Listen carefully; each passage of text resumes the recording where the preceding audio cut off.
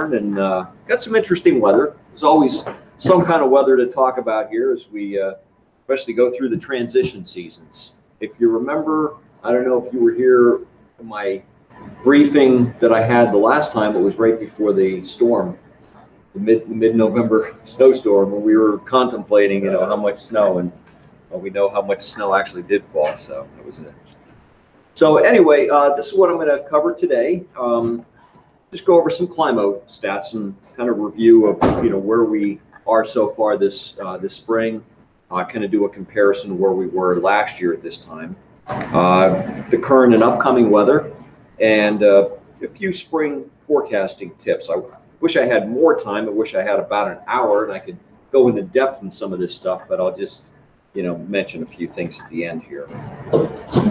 So here's some Climo stats. We're going to start with that. Since January 1st, since New Year's Day, temperatures are running for State College 1.1 degrees below normal. The precip total is a little bit above average, not by a whole lot, because we've actually gotten kind of dry here in the last several weeks here, but the 10.09 versus 9. Snowfall since January 1st, 28.1. For the season, 40.1. And so we're kind of like in a holding pattern there at that 40.1 for a while. But we're not that far from normal for the season. March 2019, we ended up about 2 degrees below normal, 2.21 precip. Normal's 3.4, so definitely a little on the drier side, which was a change. It's like compared to last year and all this long stretch we've been in here. Total snowfall all of March was only 3 inches. Now last March, if you go to 2018, we were almost 4 degrees below normal, and precip was actually very close. Interesting, just under 2 inches, and we did have close to 7 inches of snow last March. Last April, if you remember, that was an unusual month of full 5.1 degrees below normal. We had 3.83 of precip, and it was a snowy month. We had some pretty impressive snows for that late in the season, 5.6 total. Now, and Bill, you could correct me if I'm wrong on this. This is an approximate, but certainly from my experience and looking back at year by year, probably about 7 or 8 times out of 10 in April we get 1 measurable snow here in State College. Like your onion snow kind of thing. Yeah. So, or the crocus crushers, daffodil destroyers, sapling benders, tulip terminators, whatever you want to call them. So yeah, anyway, it's about 75% of the time during the month of April here in State College we get 1 measurable snow. That could be 1/10 of an inch, but it's more often than not we do get at least 1 snow here in April. April as a whole, you start the month 53 over 34 for the normals, and then by the end 65 44. So you really have to keep up with the Climo this time of the year, the transition seasons. Things are changing so rapidly. Every 3 days the normal high and low go up a degree. So if you don't check them for 2 or 3 weeks, you're like totally out of touch with reality.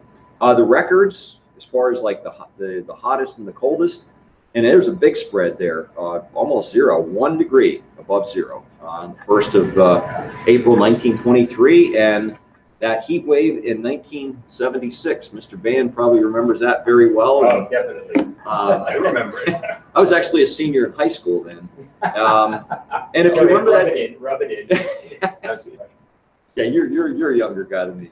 But yeah, that was an interesting year, and that it went from the leaves just went from like what we have out here, totally bare, to at the end of that heat wave, everything was just busting out like crazy.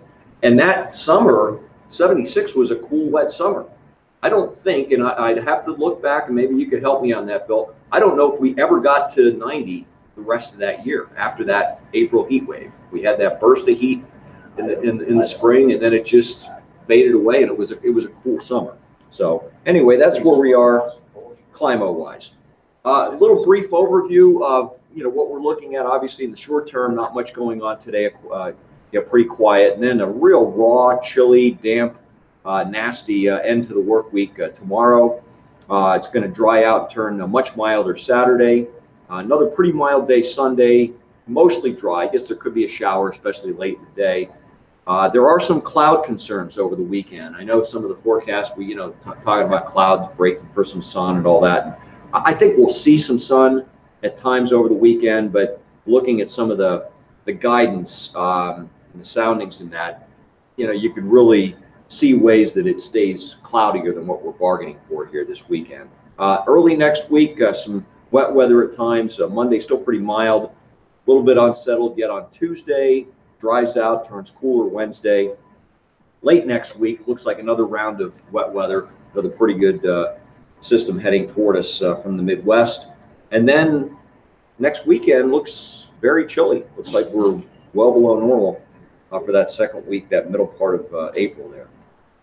So I'm going to run through some slides here pretty quickly just to kind of see where we are top to bottom in the atmosphere. Here's our 250 millibar 12Z this morning. See a jet streak going across the St. Lawrence Valley into New England. The other energy there you can see coming toward the Baja area, and then also in the Pacific Northwest. Here's your 500 millibar. You can really see where the confluence zone is setting up over the northeast there, the southern branch shortwave.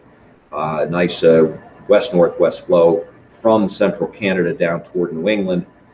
And here's your 700, and you'll see it on the satellite loop here very distinctly. You can see that arc of cloudiness and then a nice big dry swath going from the northern Great Lakes into the northeast there. There's your 850s, and you can see where the cold air is. It's really been wanting to stay across central and eastern Canada, and at times making inroads into the northeast, especially New York State and New England. You can see where that zero line is pretty close to us, but it's dry, so that's something to consider.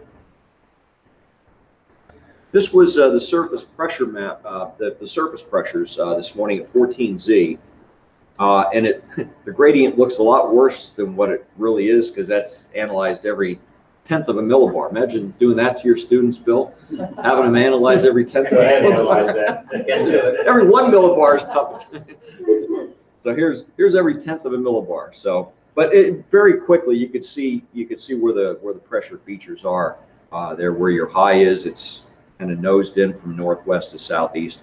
A lot of northwest flow, still pretty gusty up in New England today in eastern New York State. And you can see where your lower pressures are there in the Midwest.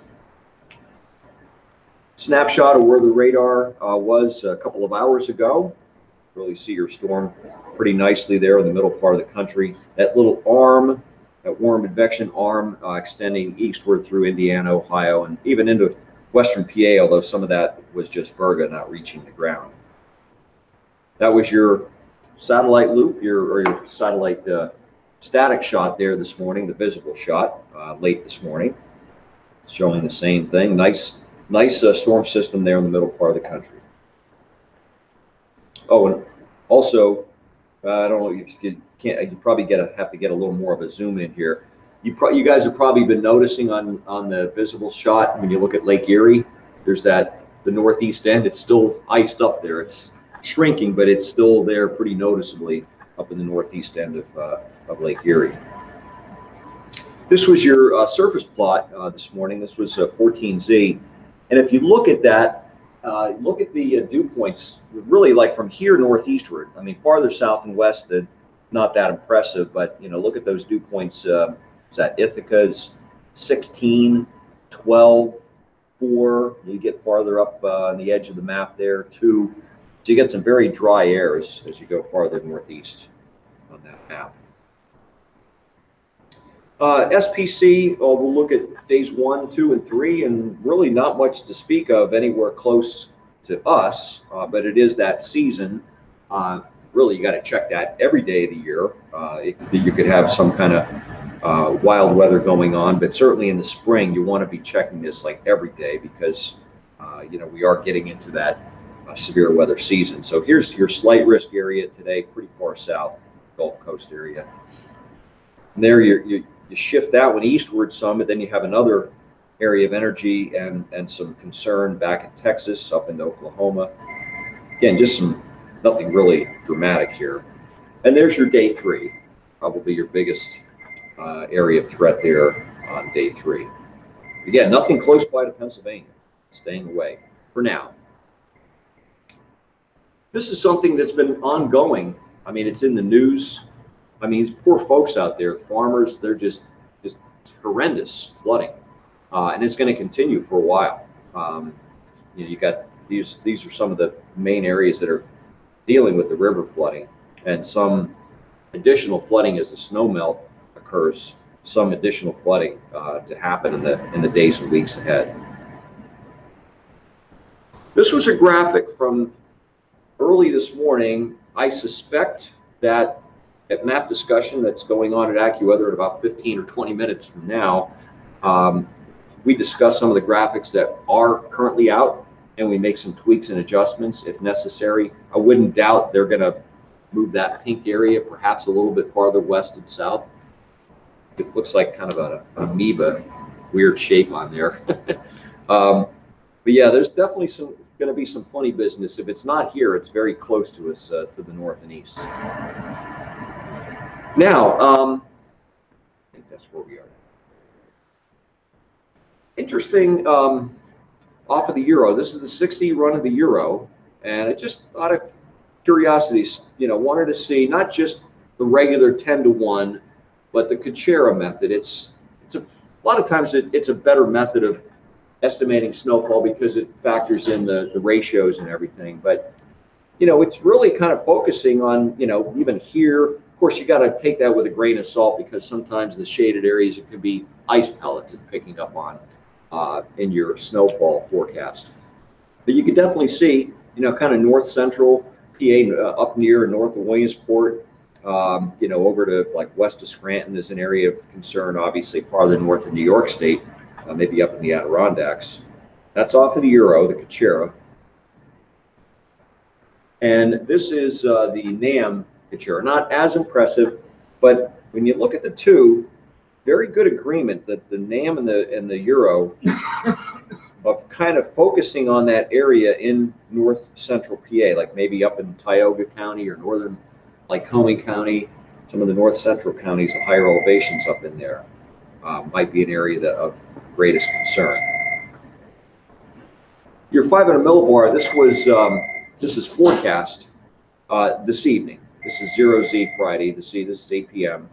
So again, you can see that shortwave, the southern branch shortwave, quite nicely, pretty well defined, and you can see where your confluence zone is, and you see that shortwave peeling away to the northeast up there. And then here you fast forward 24 hours later, and here's your shortwave at that time, the axis of that going through Virginia, North Carolina. So it looks like the shortwave itself likely to pass by to our south. Then you have other energy there coming into the west coast, and especially into the southwestern states.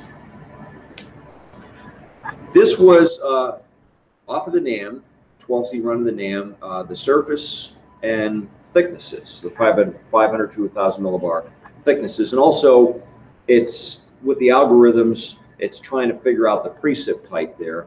Obviously, it's showing us near something other than just rain falling at that time. It has a little blue shading farther northeast, but look at where the 540 line is. Again, that's, you know, it's not, you can't use that all the time. I wanted to compare that where the 540 line is on the NAM versus where it was on the euro. So that's at 15Z. That's 11 a.m. tomorrow on the NAM. This was the 3K NAM. Again, also for 15Z, with the algorithms trying to figure out precip types. And again, kind of focusing on that same area, kind of from around here, some of the higher spots, northward and northeastward, and also over into the Poconos, a zone to watch for a while, late tonight and for a while tomorrow, as this precip gets underway. And something to keep in mind too, we do have that high pressure system that, you know, we looked at the surface map. That's up in the Great Lakes. That's kind of sliding southeastward or east southeastward. It's going to get into New York State, and then eventually over into southern or central New England. So you do have a fresh high there. So that always like sends off warning signals for me when I see a fresh new high coming in and then precip attacking it right away. That's always something to watch. And like I said, it's kind of the red flag for me that some kind of funny business might be happening somewhere. This is the euro. Now, unfortunately, this is off of the AccuWeather, the Pro animator. This does it on the euro, at least for now. That's something we're working on. We don't have the precip types, but if you look at where the 540 line is, again, same time, 15Z. It's a little bit farther northeast than where the NAM had it. Actually, had the 540 line a little south of us, but that's at 15Z tomorrow on the euro. And here's something that I was looking at this, and I think this makes total sense. What the NAM and the other models, but I just happen to pick the NAM here. The vertical velocity, the 700 millibar vertical velocity, and notice where that arc of upward motion is, around us, and it sort of heads up toward Erie, up in northwest PA. But this here coincides quite well with this developing low-level jet tomorrow morning. This is a little bit later. They were 3 hours apart. But the moral of the story is you could see where the axis of the low-level jet is tomorrow morning, really kind of aimed up into western and central PA. And then if you continue on from there, it strengthens some and it heads up into New York State. So where that, the upward motion was shown to be the greatest was also coinciding in that axis where the low-level jet was focused. I'm going to go through some gridded numbers off of some of the models here, and something I wanted to point out was this is the NAM, and I broke it down every 3 hours. Hopefully, I guess you can see that all right. But look at the surface temps or the 2 meter temps tomorrow. This is off of the NAM. Sometimes the NAM is a little bit over aggressive, but more often than not, in these cold air damming situations and overrunning situations like this with an upslope flow here, it actually does a pretty good job. So that is a raunchy day here tomorrow. Look at that, 18Z 2.3 Celsius, 1.9. I mean, that's a cold, nasty day here tomorrow. And obviously, we're going to get some precip. It's going to be on. Probably not going to be heavy rains or heavy precip tomorrow, but that's a nasty looking day. And then obviously you can see the jump as you get into into Saturday. Obviously a much milder. Look at that 21Z 14.6, and then you go to Sunday, and then we're at 15.6 at 21Z on Sunday. So definitely we got milder air heading this way over the weekend. We'll talk about that a little bit with the cloud cover situation. But tomorrow looks very nasty. And also something to point out is if you look at the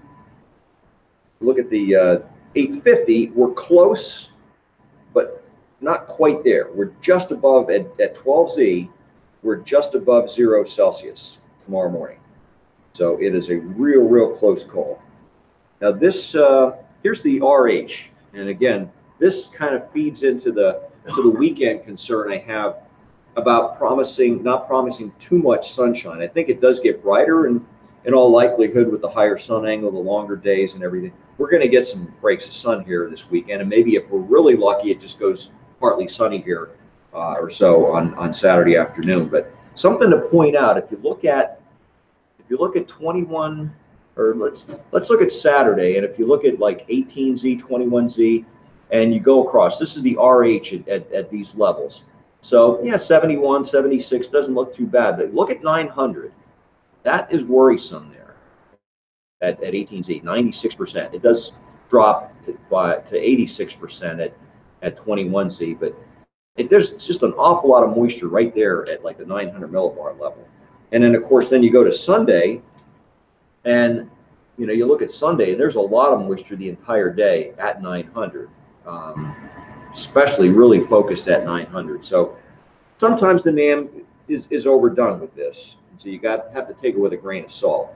But the surface flow on Sunday is likely to turn to some easterly component, maybe southeast. So that has me concerned that it could just end up being a pretty cloudy day. Here's your GFS numbers. This is actually, I was waiting for this to come out. It only went through 18Z Sunday. Again, broken down every 3 hours. The GFS, not a surprise. It's not as cold, at least for the 2 meters. The 850 is actually very similar, although I think it's centered a little bit earlier, maybe a little bit earlier in the game of breaking precip out. So it's just above 0 Celsius at 9Z, and then it starts to come up some. And you're close. Tomorrow morning is not much of a difference, but by tomorrow afternoon, you're talking, maybe 3 degrees Celsius, 2.5, 3 degrees Celsius difference on the 2 meter temps. Not saying it's a warm day by no means, but the GFS is not as cold, as nasty looking as the NAM is. And then of course you can see the bounce over the weekend. And this was the euro, kind of in the middle. And it's, again, look at tomorrow morning. The euro is the coldest at 850 of any time step. Again, not by much, but it's like minus 0.1. It's right there, right at 0, or just a tenth of a degree below at 12Z tomorrow morning. And it's probably lowest on your 2 meter temps as well. Tomorrow afternoon, kind of in between where the GFS and the NAM are with the 2 meter temps, with a lean more toward the NAM. And here's some soundings. Amazing similarities here. If you look at these, you really have to look hard. There are subtle differences, but not much. This is the euro snapshot tomorrow morning at 12Z. Look at where that red line is. It is close, but it's just on the other side of the 0 line, but it's so close. Look at this, the wind profile. That's a classic, overrunning situation here. This is the NAM. Okay, look at where that is, right there with a hair away from that 0 line. Nice wind profile there for warm convection. And here's your GFS. Again, they're all real close. Not a whole lot of difference here. This is my forecast this afternoon. It's kind of you can almost call it like a filtered sun. Sun's visible out there, but obviously there's a lot of high clouds in that. Temperature-wise, when I did this, it was 52 at the airport, 55, 56. Not a bad afternoon, weather-wise, dry. And then tonight, a mostly cloudy night. Sometime after midnight, maybe it's right after midnight, maybe it's not until 3 or 4 in the morning, at some point in the overnight hours or early morning, some rain will break out. And I'm going to just say, mixed with some sleet and wet snow. I don't know for sure that it's just rain falling here. I think you have to allow for some kind of a mix, some kind of, I'll call it funny business, something else other than raindrops falling here late tonight as this precip gets underway. Tomorrow, overcast, damp, raw, chilly. That really kind of sums up the type of day tomorrow is going to be. Periods of rain and drizzle. For a while in the morning, I do think some sleet, some ice pellets, maybe even some wet snowflakes are mixed in. Worst case scenario, like just outside of town and some of the high ground, especially north and east, I wouldn't be surprised if there's a small accumulation, a little coating or half an inch or something of some sleet and wet snow. That would not surprise me. I'm going to go 43 for now. I know some of the other forecasts around, and I think as of late morning or midday, the official AccuWeather forecast was 45, and I'm going 2 degrees below that. I wouldn't be surprised. It would not shock me if it struggles to reach 40 here tomorrow with that type of setup. Tomorrow night, a little bit of leftover rain and drizzle early on, and then just kind of remains cloudy and damp. Not much going on the rest of the night. It's drying out aloft. Temperatures, I think most of tomorrow night are not going to move much. With they'll change 1 or 2 degrees the entire night. Probably spend most of the night not far from 40. Rainfall totals or liquid precip from this storm setup, somewhere between about 1/3 of an inch, 3/10 and 6/10. It seems to be pretty good agreement. Most of them are over 1/4, and I don't think there's any model forecasting as much as 3/4 of an inch. So maybe somewhere close to 1/2 an inch or a little less. Saturday, we'll call it clouds breaking for some afternoon sun, turning much milder up to 63. And we head into Sunday, a mild day. It turns out mostly cloudy. It might just be, pretty cloudy from the get-go and most of the day. Could there be some peaks of sun? Perhaps, to be optimistic. I don't think that's the flavor of the day. Maybe a spotty shower. I think most of Sunday is probably dry, but there could be a spotty shower. Best chance of that is in the afternoon. Looks like, regardless of which model you believe, the 2-meter temps are progged to be a little bit higher that day. So if we like the 63 on Saturday, I'm going to go 65 here for Sunday. So not a bad day for the softball game that day. But we have the AccuWeather Penn State softball game over at Spring Creek. Looking ahead to next week, a pretty mild Monday and maybe spills over into Tuesday, depending on whether the GFS or the Euro is right on the timing of things. Another round of wet weather. It looks like we have some more wet weather to deal with, especially Monday night. Might spill a little bit over into Tuesday. And then long range, you look out to the 13th, which is the following Saturday. That looks pretty chilly. It looks like, we're dumping a trough into the east. The teleconnections are there. There was a trough that came into Asia. And usually in that, usually you look at that about 6 to 10 days later in the eastern part of North America is when a trough comes in, and that's coinciding pretty well. Some of the guidance is showing the NAO going negative later next week.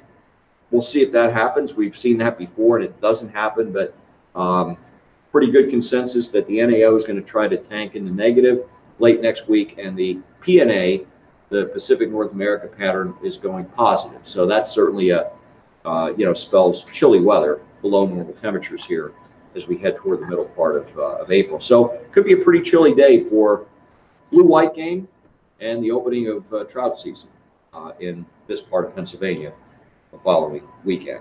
Is southeastern Pennsylvania, is their opening this coming weekend? Or this past weekend.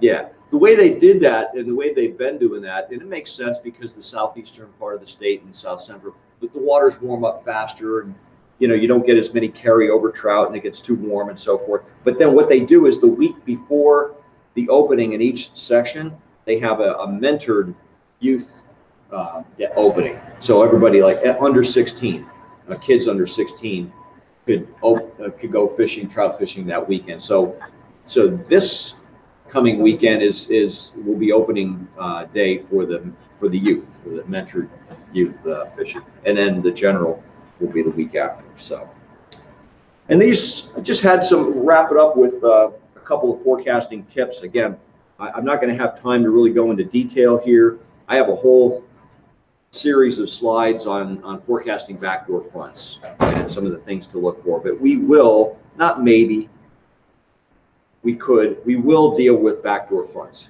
here in the next couple of months. Early in the season, the backdoor fronts are more aggressive. Why? Because the water's colder. But some of the things to look for, maybe 2 centers of high pressure, one up north and one south, with the northern high being stronger. Look for pressure rises. A lot of times, backdoor fronts occur. It's a high height situation. They occur with high heights, with a ridge, and the sharper the ridge, the better. And if really the best backdoor fronts occur here when the ridge axis is west of us. If you look at the ridge axis, maybe out near 80 west or so in western PA, as opposed to right over us. Again, we could talk more about that, and maybe I'll have to do a guest lecture, one of the classes here. We'll talk about backdoor fronts. Be careful of water influence and any kind of coastal locations. That could be the Atlantic coast. It could be Chicago at the lakefront, or Buffalo, New York, or Rochester, or any place, Erie, Pennsylvania, any place where you're dealing with cold water this time of year. You could really get burned on your temperatures if you have some kind of an onshore component, the wind. Be careful of those days when it's pretty chilly aloft and the heights are relatively low. That setup leads to what I call the self-destruct Sundays. Sun's out at 8 o'clock in the morning, 9, it's still pretty sunny. By 10, you got a lot of Q forming. By 11, it's like strato Q, just pancake flat strato Q, because it's just too cold aloft for its own good and the strengthening sun. So you'll get a lot of those days in the spring here. Watch for temps, and this just happened yesterday. We just saw an example of this, not extreme, but we saw an example of this next point happen yesterday. No leaves on the trees, no vegetation out yet. Grass is still just starting to green up, but there's essentially no vegetation. The topsoil, as wet as it's been, the topsoil has gotten a little bit drier now. We had a good west wind, the sun was out, and so the lapse rate, it was mixed all the way to 800. I mean, a classic case, if you look at your soundings, if you see it mixed beyond 850 and it's going to 800 or beyond, that's a super adiabatic day. And so get your 850, add your 13 here for State College or 15 for sea level, and then add a couple more, because it's just going to overachieve, and that's what happened yesterday. You're going to get more days like that before all the leaves are out of the trees. So that's something to watch for. Thunder is going to become more common as we go forward in the upcoming weeks, especially by late April and into May. And then obviously the severe weather potential, that ramps up the deeper you go into the spring season. Seems like that, May 31st is an infamous day around here. Anytime really second half of May and into early June is typically when we get some good severe weather around this part of the country. So that's all I have. Any questions, any comments? Questions for you? You think about 1/10 of it. Regarding Saturday, with the uncertainty about the relative humidity, would you say that there's more likely to be a lower or higher trend of temperature from that 60 degree? I would say that if I see a trend going forward and you just have a lot of moisture that's tough to get rid of, and you're going to have some, not that it rained or precip a lot, but you have some moisture to evaporate as opposed to the dry ground we have out there now, that would tell me that maybe the 63 is a little bit on the high side. I always, I'm hesitant to go too low this time of year if there's any sun at all. Temperatures just seem to do pretty well when the sun comes out this time of year, but that is a concern if we just see more clouds. Maybe it ends up being closer to 60 or so. Either way, even if it only got to 58, it's a big improvement over what we're going to have the raunchy day here tomorrow. So, good question. Any other questions? All right. Thank you very much. Thank you.